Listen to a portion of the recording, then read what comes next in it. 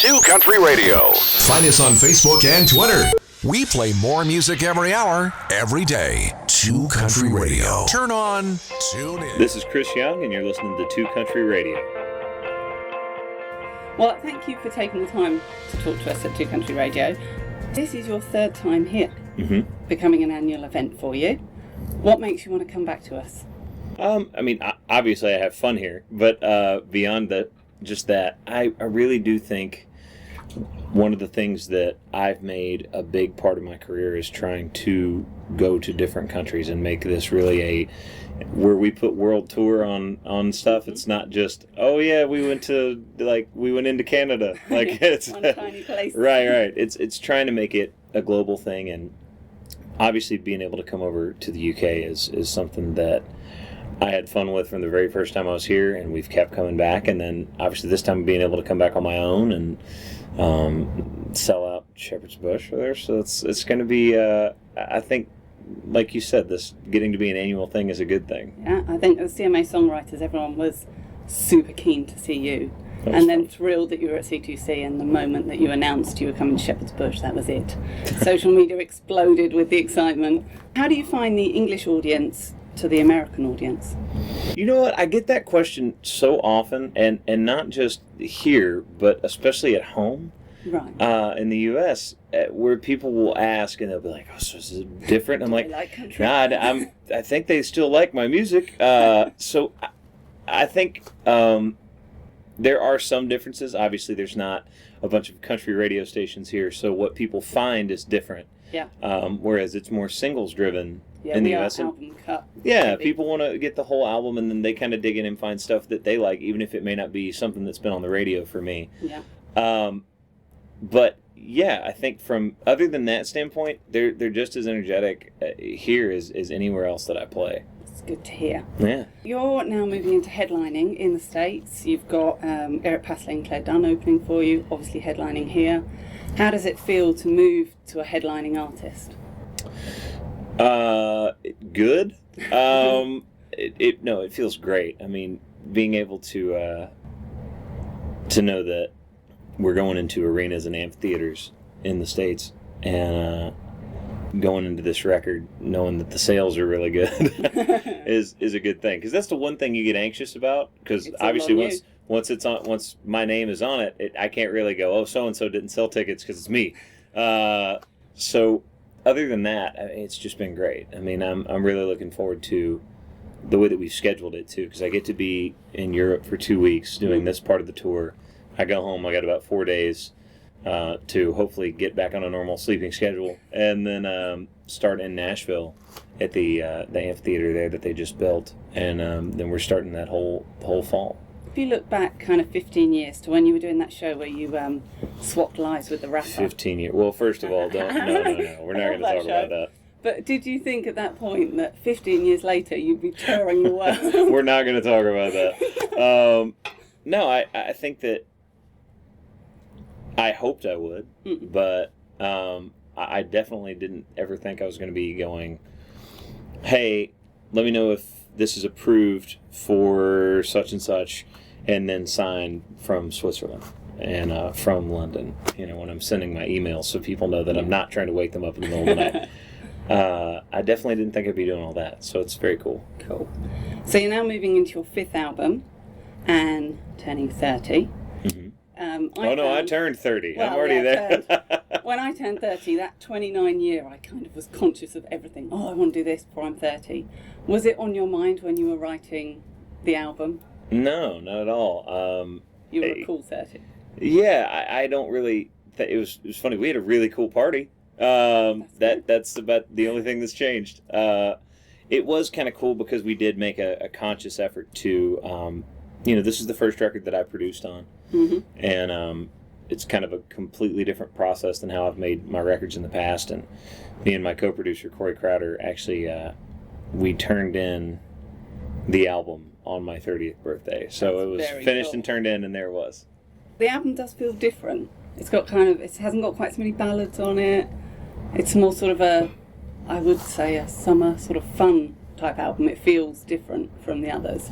Was that an intentional, or did it just kind of happen organically as you were writing? That's funny because I actually have had a lot of people point out the ballads on this record in the past. The ones I absolutely love are I Know a Guy and What If I Say. I think they're just stunning songs. Thank you very much. But I think that for me the album doesn't feel as ballady. I think they really stand out because they're different to the album, I think. I don't know. I've been telling everybody, as much as this is my 5th record, it's really a record of firsts. Because it is the first record I co-produced. And I wrote more songs on this record than I've ever written before on one album. And we used completely different musicians than we've ever used before. And we mixed it different. We mastered different.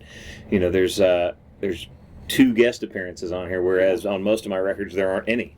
And it's the first time I've really done a true duet, like male-female duet on this record. There's a song called Think of You with Cassidy Pope. Yeah. There's just so many things on this record that really happened that are different. I've had people go, were you trying to do that? Like, was there a conscious effort? And this is just kind of naturally the way this record happened. That's a nice way to be. Right? Yeah, it was natural. It didn't seem forced. I think that's the best part about this record. There wasn't any point where I went, man, we're missing something, or man, I wish this sounded different, or I'm not happy with this song. Like, everything just kind of fell into place, and it just felt easy. It was fun. So you duet with Cassidy Pope on it. Mm-hmm. How did that come about? Well, we wrote the song, and then we immediately realized that was dumb because we just wrote a duet, and there's very few females in our format, and most of them at the time, like Miranda and Carrie, just had a duet out together, and so we were like, God, who are we going to get to do this? And I was playing a radio show, and she was down on the far end, and she led off with the first song, and I was like, okay, when we get done singing, I'm going to go straight to her and ask her because she's got such a great voice. And luckily she said absolutely she'd love to do it, and heard the song, loved the song. The same thing kind of happened with Vince Gill, asking him to be a part of the song. On your album. Huge fan of his for a long time, and went, hey man, do you want to be a part of this song? And he went, absolutely. So I got real lucky in that both of my first choices for those songs said yes. I didn't have to go find anybody else. Very lucky. I was reading an article on Rolling Stone about your top 10 influences. Now, you have the standard sort of George Strait, Alan Jackson. Everybody knows you're a huge Boyz II Men fan. Mm-hmm. But also on there was Tony Bennett and Aerosmith, which were kind of curveballs. Does your eclectic taste in music shape the way you write songs? I think it probably affects how I'm thinking about the production while I'm writing them. Like, where I could take something, like if I was like, oh, I like this. If I wanted something a little more aggressive, I tend to, I'll think about rock stuff that's influenced me. And if I'm like, a song like you mentioned, What If I Stay, which is almost just that slap groove guitar. Mm-hmm. It's like an R&B feel almost. Yeah. It is more like the Boyz II Men or the Tony Bennett thing. Jazz influences the way some of my phrasing is. So I think, when people ask, who do you sound like? It's and granted, now I'm on my 5th record, I don't get that question as much as a new artist. But when you're a new artist, it's tough because everybody has so many influences. Yeah. There's so many little things like that go into songwriting or, production, or actually just how you sing, that it's sometimes really hard to describe that when you're getting started. But now it's fun for me to go, yeah, when I'm writing this song, I thought about this. For me, I'm a country music fan from a teenager, but my first love is Bob Marley. Okay. So songs like You is one of my absolute favourite songs, because it's got that kind of groove, but still a country feel. Well, what we did when we did that song, it's the same kind of, starting with a feel more than starting with an idea. We took the feel of I'll Take You There. I'll take you there. Mm-hmm. We just took that kind of groove, and then obviously it's completely different key, different chords, different melody, different everything, but that feel, and then taking a country instrumentation over the top of it with that dobro sound, and stuff like that's just fun for me. Yeah, and it comes across so well And I think it crosses genre as well, because a lot of country fans these days are pop fans, R&B fans, and it's nice to encompass them all in. Yeah, they genre. like everything. They Yes. want a little bit of everything. Yeah, they're not the hardcore, straight fans these days. But you know what? I think that actually brings more people over into some country songs that before, the genre is so popular right now that I think there's some people that would go, oh, well, I like that song. I'm going to go over here and listen to some other stuff. Maybe I like something else. So if you could write with someone out of the country genre, who would you like to write with? Mark Ronson. Cool. Yeah, I just really like his stuff. I like what he does. On 2Country Radio, you are by far our most requested artist. Every That's cool. single day we get tweets, texts, messages about you. How does it feel to have such an impact so far from home? It makes me feel good, obviously, but more than that, it's exciting because I remember the first time coming over here going, I have no idea if people are going to, one, know anything I'm doing, and two, if they're going to like any part of it. And I remember standing with you at Bush Hall before you went on, and I was freezing, and you hugged me because I was so cold. And you went, I'm just going to hold on to you because you're freezing. It was much colder last time. That so time we were here. cold. When we were here in like the dead of winter, I think. Yeah, it was freezing. And then you came in March when it just been snowing. Yeah. Today, torrential rain.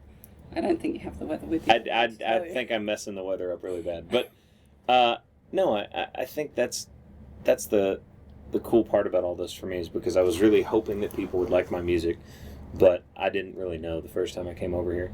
It's a good way to do it, the songwriters, because you can just gauge. Right, it was kind of like, not jumping in the pool. It was kind of like dipping your foot in the pool going, oh, I don't know if they're going to like this or not. So, obviously now I'm here, I'm all in. We're doing a headlining show, and hopefully we just keep growing it. I'm sure you will. So you've hurt your hand and not been able to play guitar, and you've had problems with your leg. Well, I play guitar now. Well, you play, when you couldn't.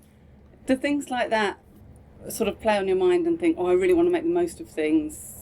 I don't think it's a Or you mortality kind of- issue, but... No, you think, oh gosh, my hand's important in case I can't play guitar. And You know what the thing was weird about that is I played in a sling for probably a month and a half, and nobody cared. So I was like, well, good. Like, if I didn't play guitar, I thought the thing he was going to tackle me. I actually was texting just some of my friends, and I'd been out with Brad Paisley, and I told him, I was like, good thing I'm not you, because I'd be screwed. Because people definitely, part of his thing is him playing guitar. I mean, that's something people immediately recognize him as. To see a guitar bit from Brad. So, but yeah, back to normal now. But that was just kind of crazy because I was like walking around. The only thing I ever did right after I did it, and I didn't have like any mobility in my left hand at all, and I'm in a sling and I've got this cast on, so I'm out there, and I had done a couple shows that kind of gotten back into a groove. And if anybody's ever seen one of my live shows, sometimes I'll flip my mic, and it's not like I throw it up in the air and catch it. It's just like a real quick, like I flip the mic upside down. And I did it with my right hand, and because I had a sling on, it hit my left hand, which hurt. Then I missed the mic. It hit the ground and rolled under a riser in front of about 5,000 people. And I just laughed, and I was like, let the band keep going. Somebody had to run out and like get my mic and then hand it back to me. I just felt like a complete idiot. But at least you haven't fallen off stage, like Luke Bryan. Yet. Yes. Didn't he do it twice? Oh, he does it He all did the it time. twice in like the span of a month. No, I don't have a really good. Somebody a long time ago was like, how do I get somebody to click on my YouTube videos? They're like, fall down on stage. Jump off stage. Yeah. Out of all the songs you've written, which are quite a few now, what's your favourite, and what's your favourite to perform? That's tough, just because everybody wants to go whatever their current single is. But we'll exclude that. Okay. Exclude I'm Coming Over. My favorite, other than that, is probably Tomorrow. Yeah. And my favorite to perform is actually Oh No. That's great. It's because it's fun. Yeah, it's great fun. And you have great videos for your songs. Obviously, the ladies love to see you, and you perform so well in them. Is it good fun doing it? I honestly, I have a love-hate relationship with videos because do I like them when they're finished and I'm really proud of them? Absolutely. Nobody really thinks about the actual process of making them. Like the I'm Coming Over video, people were like, oh, that's cool. You imposed 4:19 in the morning on your... I was like, no, we were shooting at 4:19 in the morning. Like you we looked shot... excited on Twitter. We shot all night long. And, that's the part that's like kind of a grind, because when you start at 2 o'clock and you woke up at 10 a.m. and you're finishing at 6 a.m. the next day, you're like, God, I wish this video was over. But then when it comes out and it's really, really good and everybody likes it and you like it and you're happy with it, and it really complements the song and gives people a visual image for what you're singing, it's all worth it. Do you ever miss your hat? No. No, I do not. People watch the Tomorrow video and go, oh, well, that's funny. I saw something where one of the shows we're playing, someone is literally using a press photo of me from when I was 22 years old. I'm like, that, one, I look like a kid, because I kind of was, and two, that is not how I dress. I'm wearing a cowboy hat. I'm like, man, they're going to be really shocked when we show up. You look cool in a hat, though. Well, thank you. I appreciate that. So, just going back to the album, I sat down, I've listened to it maybe 30 times over the weekend. I'm sorry? No, it's great. I love it. I listened to it with the program director, and he said every song's a single. He said it's not one of those albums. I paid him to say that. I didn't know. But it's not one where you go, okay, there's a single, they're album cuts. He said every song you could easily put to radio. When you were writing and producing, did you think, when you're going through the songs, yeah, I could release this, I could release that? Yeah, we did. And, the fun thing about this record, and I said it kind of happened naturally, when I was writing a lot of this stuff, I think 6 of the songs are me, Corey Crowder, and Josh Hogue. Mm-hmm. That group of, the 3 of us is really kind of what got this record started. It was like the nucleus of the whole project, because we had never written together, the 3 of us, and we got together and wrote, and we were like, man, I like what we're doing. And then it was like, okay, well, let's try it again. Like, hey, I like this too. And I was like, you know what? I think I was talking with Corey, I was like, I think we should produce this. And he goes, okay. He goes, I'm in. I was like, well, I kind of just want to go, see if the label will let us go cut some sides and then play it for them, see what they think. Yeah. And so we went in and cut the first 6 songs, and label came in, sat down. We played them the first 3, which I think was I'm Coming Over, Heartbeat, and maybe Underdogs, possibly. I think it was a different one, but they went, yep, finished the project, and left. That was it. So we were like, okay. And that process of writing the songs and putting the songs down, and I just really felt like, when I alluded to earlier, we weren't looking for anything. I've had projects before where you get almost done and you're like, man, if we only had this kind of song. And I felt like we kind of just by sheer accident, through what we were writing and liking, got different things. We had stuff that fit different spots on the records. There's on the record. Sorry, not records. Yeah, records. Yeah. Heartbeat is a little more tempo, straight up love song, and I think halfway through Heartbeat, everybody then starts singing it. They know it. They've got it in their heads straight away. It's simple. It's simple, but I think that's part of the reason why that song works.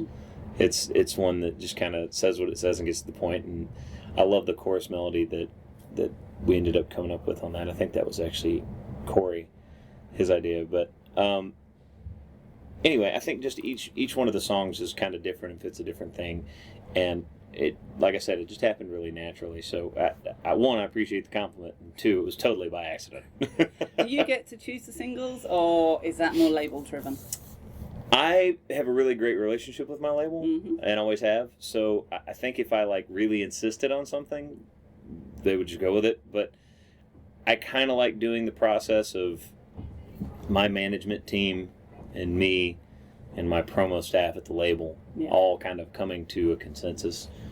And, you know, I didn't want to release Voices for a second time. And, you know, well, but the first time we put it out, in the U.S., it died at 37. And then, like, for the last single off the record, they were like, we want to go back and put this out. And I was like, what, are y'all crazy? Like, this is my song. I wrote it. And I'm still like, I don't know about that. And then, of course, it ended up being a really, really big hit. So, you know, I definitely like to overthink those decisions, but I'm not opposed to somebody changing my mind. Excellent. Well, thank you so much for taking the time to talk to us. We play more music every hour, every day. Turn on, tune in. 2Country Radio.